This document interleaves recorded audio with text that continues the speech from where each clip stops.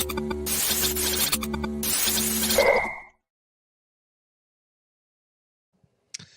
everybody. Welcome to the Horseshoe in Columbus. Brendan Gulick and Anthony Moeglin with you after Ohio State just wrapped up its final tune-up before the game. It was senior day, and there were certainly some things to talk about related to the 60 minutes we saw today. And I know everybody wants to talk about the 60 minutes that are coming up from a week from today, and we'll get to that too. Don't worry. But in the meantime, let's focus on the game that Ohio State just played against the Minnesota Golden Gophers, knocking them off convincingly, 37-3. Anthony, there were some moments in the game that probably left you banging your head on a wall early on. Maybe the offense wasn't quite as crisp early as you'd like to see. But by the time the team came out of the locker room in the second half, and within the first, I think it was 67 seconds, They had outscored themselves in the first half with what they did in the second half. Ohio State looked the part today. They did a good job. Yeah, they definitely did. And just exactly to your point, like first half was like, hey, get it going, boys. Like, let's look a little bit better. And then boom, that's the beauty of the Ohio State defense, right? Like you come out right out of half.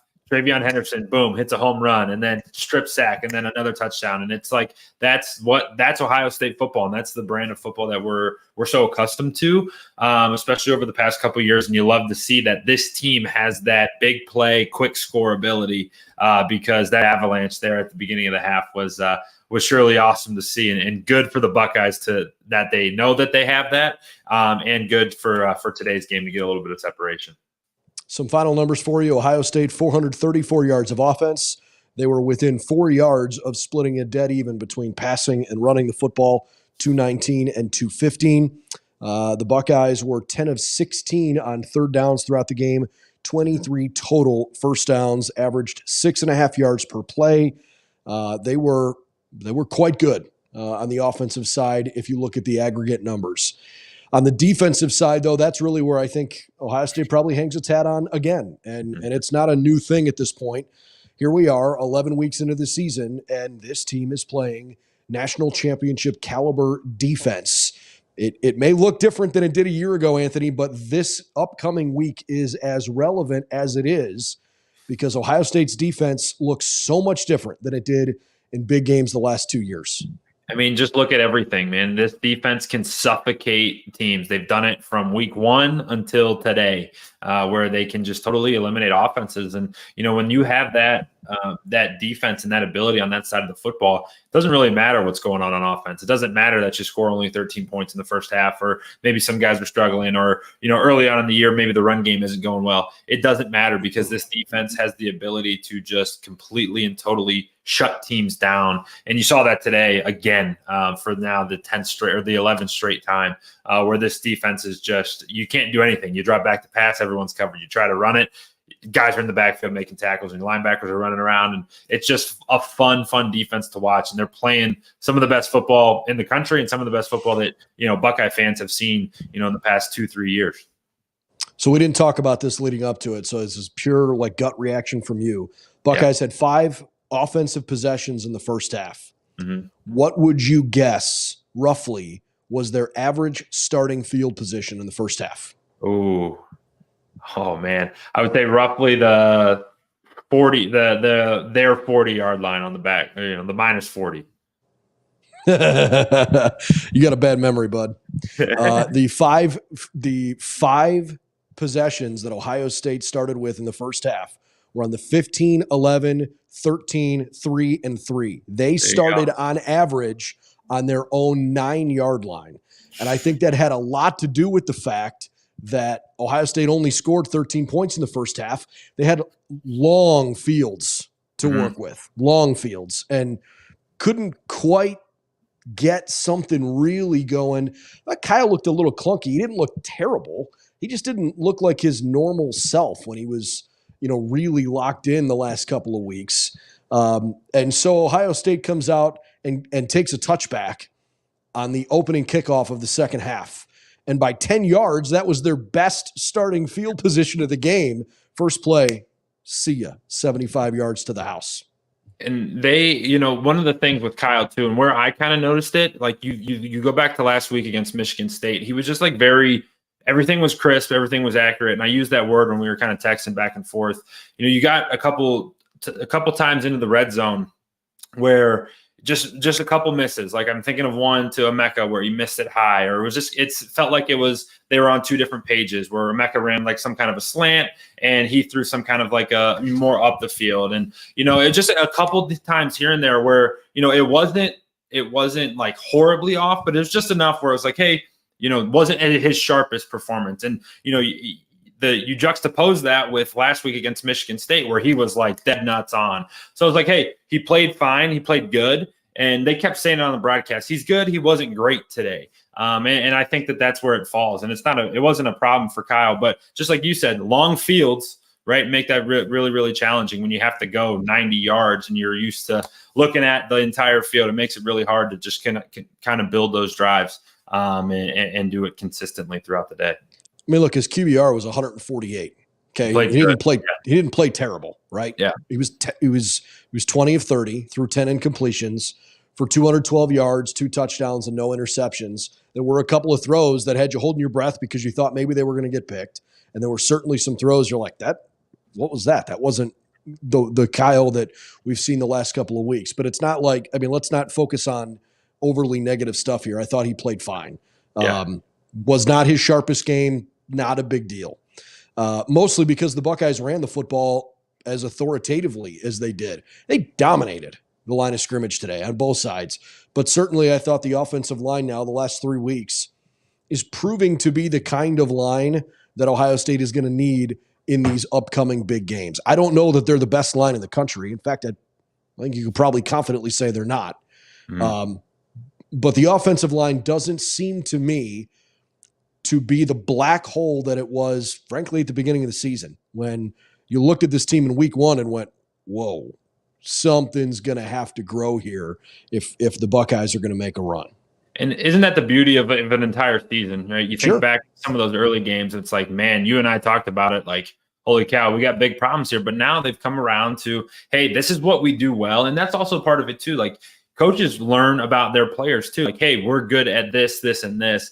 And you realize, that's how then they start calling games to their strengths. So, you love what you saw on the ground today. And anytime you can run the football the way that Ohio State has been doing and did again today, they're going to be tough to beat. Travion goes 15 for 146. And even if you take the 75-yarder away, that's still 14 for 71. He's averaging 5 yards a carry. Like, that's winning football. That's winning. That's a winning run game, in his limited carries. So you love what you're seeing there. And that part of the offense is definitely trending. Like, my hands pointed like this, it's mostly trending like straight up. Like, they're doing really, really good. The past couple of weeks have been such an improvement from what we were used to seeing at the beginning of the year.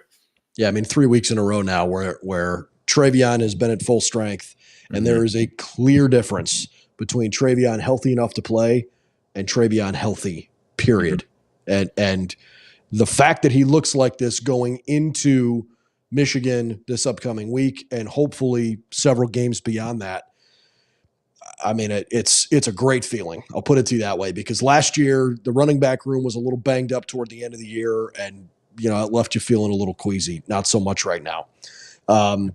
Okay, a little more defensive conversation here. Minnesota, 159 yards of total offense. They were 89 through the air, 70 on the ground, only 3 of 12 on third downs.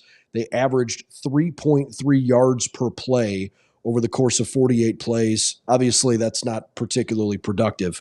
I thought the defense was excellent.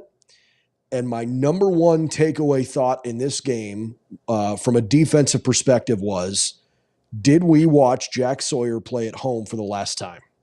He's draft eligible. I have no idea if he's going to go pro. Jack Sawyer played his butt off today. That was statistically his most dominant game as a Buckeye. And boy, I don't know. It sure would be great to have him back next year. I have no idea if he's going to go pro, but if there was ever a game to stamp as like, hey, I'm proud to be a Buckeye and I'm heading to the NFL, that might be it.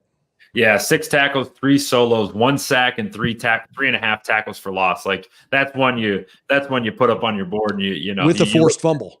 Yeah, with the forced fumble too. Was an amazing game, and it was really, in my perspective, like really the first time you felt Jack Sawyer. Like, it almost was. It felt like to to this point in the year, it was like, hey, it was JT and then Jack. It was JT and then Jack. But tonight it was Jack, and Jack was making plays in the backfield. He was causing havoc in the run game. Like, he was unblockable, and he was just fantastic. His performance tonight was really, really special. Like you said, you hope that you can get him back and convince him to come back, because him next year would be something pretty special and pretty hard to block. He'd be a dude that's tough to block for those Buckeyes, for that defensive line.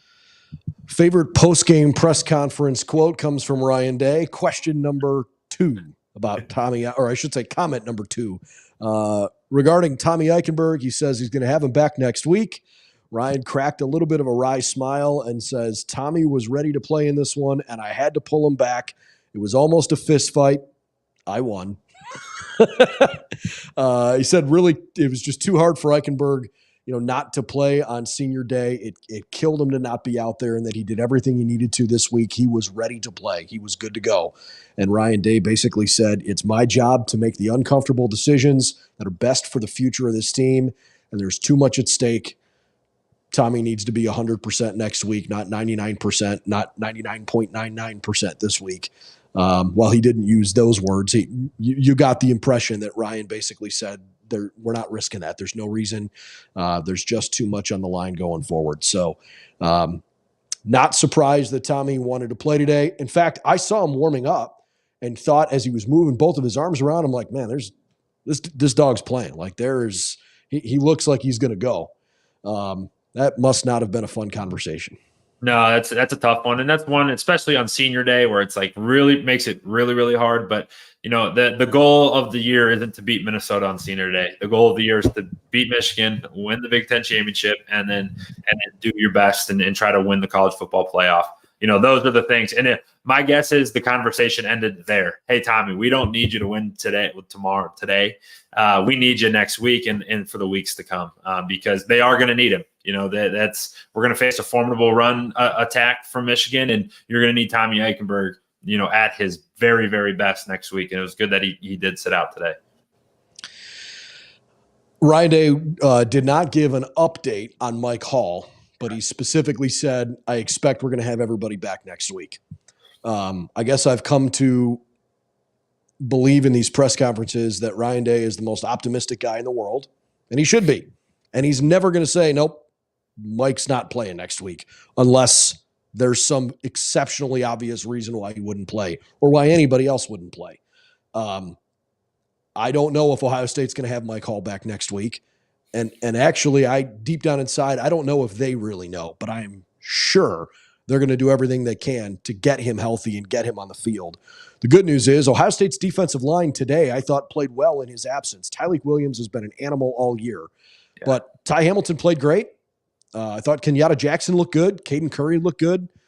Hero Kanu, when he got in there toward the end of the game, looked good. Obviously, JT and Jack Sawyer both played really, really well.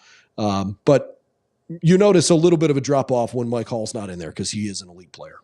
Yeah, and you want him to try to get back for next week. And like you said, not only is Ohio State as a team going to do everything they can to get him back, I'm sure he's in the training room now, just like, hey, let's go. Anything we can do that I can be back and available for next Saturday at noon. I don't have to be healthy until then, but let's do everything we can because he'll be a difference maker. You'll feel him either way. If he's available, you'll feel it, and if he's not available, you'll feel it. So you hope that he can come through and be available next Saturday for the Bucks. Two more things to kind of put a bow on this one. Number one, Cade Stover scoring a touchdown on, by the way, what I thought was an awesome play design because Dallin Hayden doesn't get in twice. They bring Chip Trainum off the bench as if they're screaming, okay, this is our bruising running back. We're going to run and we're going to jam it down your throat with a guy that we know can get in. They fake a handoff to him to the right-hand side. Kyle flips his back, throws a floater to the left corner of the end zone where Cade burned his guy and catches a touchdown on what was his final play, as a Buckeye at home, because he did not. I'm pretty sure he didn't play after that. And Kyle McCord kind of insinuated that he also didn't think Cade got on the field again after that. What a special walk-off for a guy that will absolutely, for me personally, will go down as one of my favorite Buckeyes of all time. Cade Stover is an incredible player. Yeah, and as I've talked about him all year long, like I really appreciate, what he is as a player, what he means to this team, and he's so good.